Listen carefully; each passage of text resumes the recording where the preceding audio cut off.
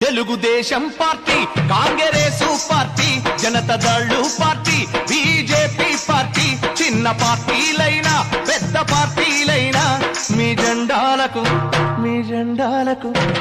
జెండాలకు వేల వేల దండాలయ్యా. మీ పార్టీల్లో గుండాలను చేర్చకండయ్యా, రౌడీలను అసెంబ్లీకి పంపకండయ్యా. Telugu Desam party, Congress party, Janata Dal party, BJP party, మీ జెండాలకు వేల వేల దండాలయ్యా. మీ పార్టీల్లో గుండాలను చేర్చకండయ్యా.